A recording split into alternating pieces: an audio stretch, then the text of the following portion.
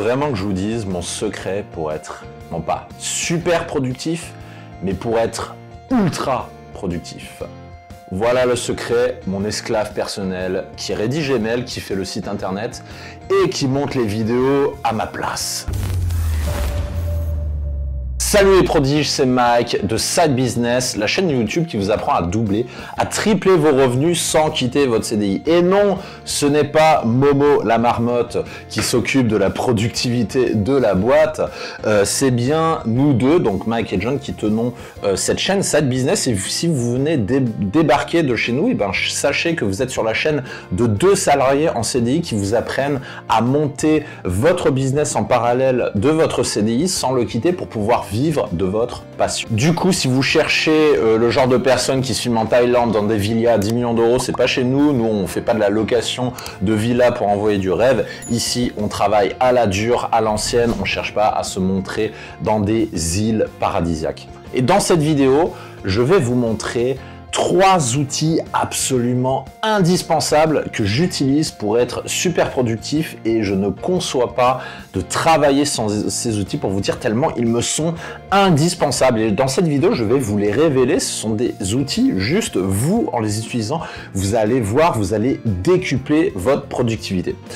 Et attention, à la fin de la vidéo, il y aura un bonus. Certes, je vous présente 3 outils pour être ultra productif, mais à la fin, un petit bonus vous attend, donc restez bien jusqu'à la fin pour ne surtout pas le rater, parce que vous aurez besoin de visionner toute la vidéo pour comprendre le pourquoi du comment de ce bonus. Alors, qu'est-ce que t'en penses, Momo? On commence par le premier outil de productivité? Oui!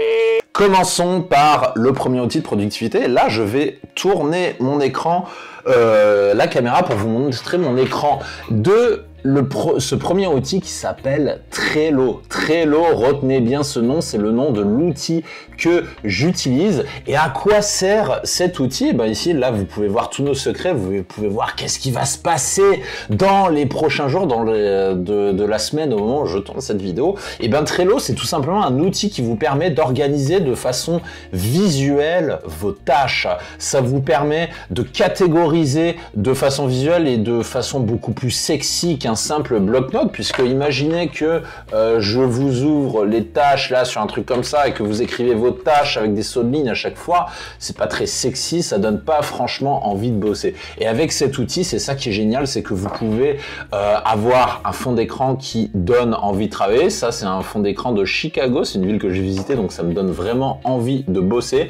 Et nous, on catégorise nos plans de tâches. Donc ici, vous avez sur la semaine, vous avez des tâches ici en suivi, en attente. Vous avez ici un truc qu'on est en train de tourner, ce sera une surprise qu'on vous fera pour plus tard, qui s'appelle un journal de bord. Et je vais pas vous montrer la suite parce que malheureusement c'est confidentiel, on va pas vous révéler tous nos plans. Et oui, qu'est-ce que vous pensiez? On va pas tout vous dire dans cette vidéo. Donc retenez bien ce premier outil Trello qui va énormément vous servir pour travailler dans une ambiance qui vous donne envie de bosser. Ça, c'est vraiment un outil de base parce qu'il existe des centaines d'outils pour faire sa to-do list, parce que c'est un peu un outil to-do list, sauf que l'avantage de Trello, c'est que vous pouvez bosser en équipe, vous pouvez faire quelque chose qui soit graphiquement agréable à l'œil, qui vous donne envie de bosser, et surtout, cette application est disponible sur le téléphone, mais aussi sur le PC, sur tablette, donc vous y avez accès absolument partout et sur n'importe quel device dans le monde. Et donc, ce que je vous invite à faire, c'est utiliser cet outil pour faire vos to-do list. Vous verrez que déjà vous aurez bien plus envie de bosser que si c'était un outil avec une interface un petit peu dégueulasse. Je crois que Momo a envie de passer au deuxième outil. Hein, que t'as envie qu'on passe au deuxième outil? Ouais!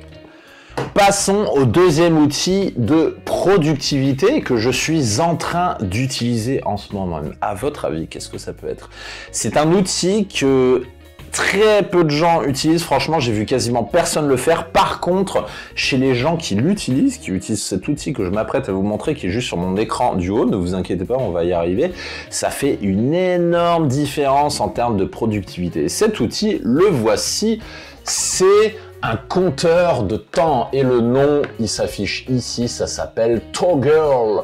Et à quoi sert cet outil? Bah, c'est tout simplement pour compter votre temps et là vous voyez que je suis, alors est-ce qu'on le voit? Non, il y a peut-être un bug d'affichage. Ah voilà, il s'affiche ici.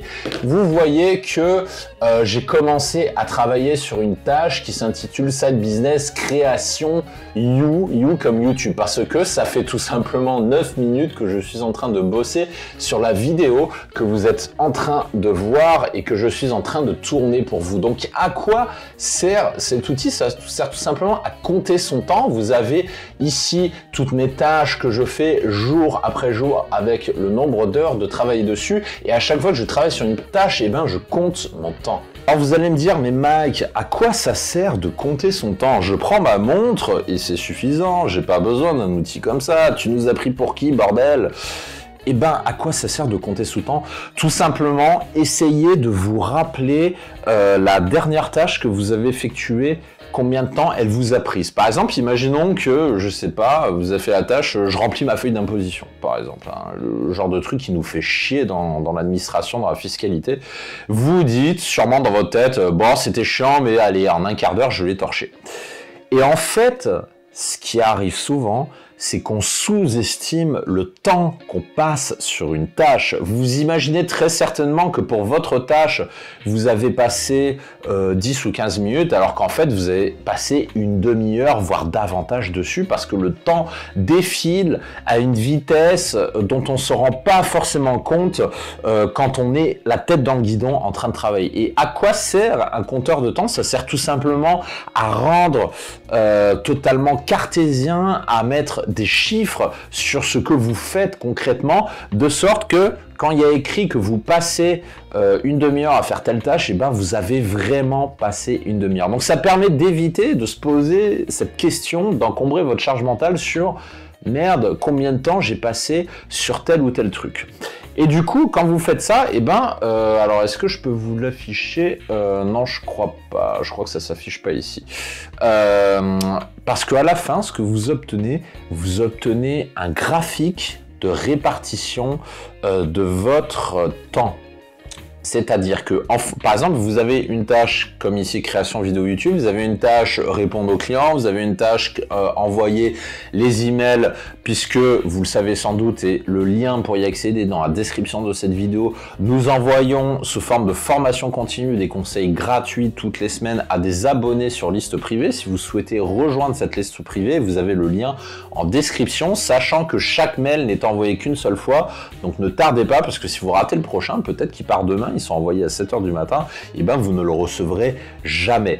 Et ce genre de tâche prend du temps, donc ce temps, il faut le compter. Et ça permet de disposer à la fin de statistiques assez sympathiques, comme ça vous savez combien de temps vous avez passé sur l'écriture des mails, combien de temps vous avez passé sur les vidéos YouTube, sur faire le site internet, etc., etc. Alors je vais vous afficher concrètement à quoi ça ressemble, je tourne la caméra et voici le genre de statistiques que vous obtenez à la fin.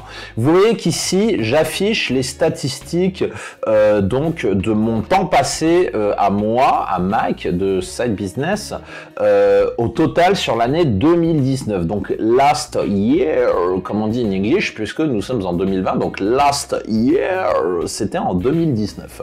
Et vous voyez que l'essentiel de mon temps, donc ça a été passé de avril à juin, ensuite juillet, août et septembre, j'ai dû faire une dépression, j'ai pas bossé dessus du tout, j'ai imposé 0 heure, et les hostilités reprennent en octobre, novembre, décembre, puisque de mémoire c'était en octobre qu'on a ouvert le site internet. Et vous pouvez voir, grâce à ces statistiques, que j'ai bossé environ 110 heures au total, surtout 2019, sur ce projet, avec une répartition qui est la suivante en termes numéraires. Vous voyez qu'ici, la préparation et stratégie, c'est un peanut, c'est 3 heures. Vous voyez que ce qui occupe en fait l'essentiel du cercle ici, c'est la création des vidéos YouTube. C'est-à-dire la création des vidéos YouTube, c'est 60% de mon temps total passé sur le projet Side Business. Et ensuite, vous voyez que le site internet a occupé un petit quart de mon temps et que finalement, les emails, donc le contenu, la formation gratuite qu'on envoie chaque semaine à nos abonnés, m'a pris seulement 14 heures parce que l'écriture, c'est tout simplement un truc qui est facile pour moi parce que j'ai des facilités à écrire des mails et beaucoup moins à tourner des vidéos. Donc c'est pour ça que je passe plus de temps à tourner des vidéos qu'à écrire des emails parce que là, j'ai un effort cognitif important à faire et là, je n'en ai pas parce que l'écriture, c'est ma zone de confort. Donc en fait, l'avantage de cet outil, ça peut permettre de mieux vous connaître, de savoir où vous passez votre temps.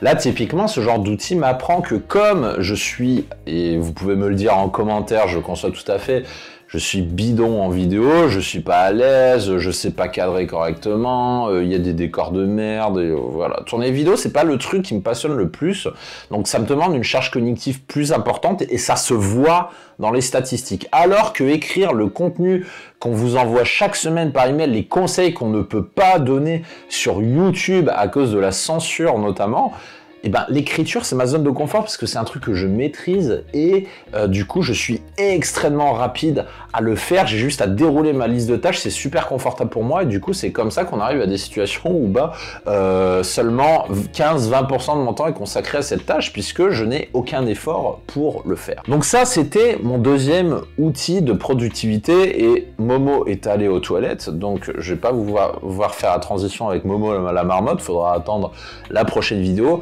Je vais vous présenter mon troisième outil de productivité dont je ne peux pas me passer et je suis sûr que vous ne vous doutez pas de ce que ça peut être parce que lui, il va vous surprendre.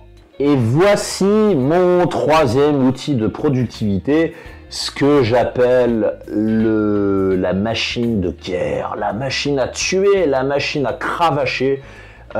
Toute bleue, toute jolie avec des belles cartes, des beaux processeurs, une belle carte graphique et un beau clavier ici qui est pas très bien nettoyé, mais un clavier qui permet de taper vite.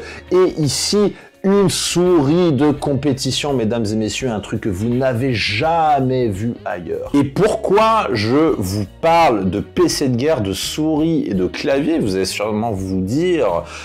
et c'est la première réaction qu'a eu Momo la marmotte quand je lui ai dit, c'est-à-dire de se dire, mais pourquoi un PC est un outil de productivité? Tout simplement parce qu'il y a une erreur que néglige énormément de gens qui veulent bosser, monter leur projet, c'est leur outil de travail et la puissance de leur outil de travail. Typiquement, je le sens à chaque fois que je vais en déplacement, quand je suis sur mon PC portable, parce que je trouve que mon PC portable est extrêmement lent, il va pas vite, j'ai des temps de chargement super chiant, la mémoire RAM sature facilement, le disque dur sature, et donc du coup, j'ai tout le temps à trouver des solutions pour travailler normalement. Et le pire, c'est quand je dois tourner des vidéos parce que pour exporter une vidéo en 1080p en haute définition, ça prend un temps infini sur le PC portable, encore plus si vous êtes dans un Wi-Fi à l'hôtel pour l'uploader, bon courage pour le temps. Par contre, si vous avez, comme c'est mon cas ici, un PC dernière génération, j'ai une configuration AMD Ryzen qui est la dernière génération de processeurs pour PC de bureau, j'ai une carte graphique qui a une génération seulement de retard, je dois avoir 16 Go de RAM, j'ai une configuration qui fait que mon PC ne rame jamais, donc je n'ai aucune limite avec le PC. J'ai un clavier qui est agréable à utiliser, j'aime écrire avec ce clavier parce qu'il est agréable au doigt et c'est un truc auquel je suis sensible, il y en a qui vous l'êtes peut-être pas mais moi je le suis, donc j'ai besoin d'un clavier confortable pour bosser et j'ai une souris qui est grande parce que j'ai des mains qui sont assez grandes, vous le voyez peut-être pas mais elles sont grandes et j'ai besoin d'une grande souris qui soit agréable à utiliser, qui fonde un petit peu dans la main et c'est pour ça que j'ai investi énormément dans ce matériel, tout simplement parce que ça me permet de bosser extrêmement vite, alors que je vois des mecs avec le PC portable, ils bossent avec le trackpad, ils bossent avec le pad au milieu qui est dégueulasse, qui est tout désagréable, je comprends même pas comment on peut bosser avec ça. Donc typiquement, je ne plaisante pas, c'est une vraie astuce. pour bosser rapidement et ne pas être limité par la puissance de votre machine, investissez dedans, vous ne vous rendez heures et des heures que ça va vous économiser et au lieu de passer votre temps sur des questions techniques, sur des questions d'upload ou de puissance de votre machine, vous pourrez utiliser votre temps sur le plus important, c'est-à-dire votre créativité, votre production de contenu et vos clients. Et je vous avais promis un bonus. Quel est ce bonus de productivité? Le truc qui vient en supplément de cette vidéo, eh ben, c'est que malgré ces 3 outils de productivité, vous ne serez toujours pas assez productif. Et pourquoi vous ne serez toujours pas assez productif? On va être honnête, j'ai tourné cette vidéo sur la productivité parce que je sais que les gens me demandent tout le temps « Hey Mac, c'est quoi tes outils de productivité ?» Et je sais pertinemment que connaître mes outils de productivité ne vous servira à rien parce que ça ne vous rendra pas beaucoup plus productif. Parce que la différence, elle ne se fait pas dans les outils que vous utilisez, elle se fait bien en amont de ça. Il y a des choses ultra importantes à maîtriser et à connaître avant même de parler de l'outillage de la productivité. Parce que s'il existait un outil qui vous permet de sextupler votre productivité par rapport à tout le monde, croyez bien que tout le monde s'en servirait parce que ça se saurait. Donc ce n'est pas le cas et malheureusement ou heureusement,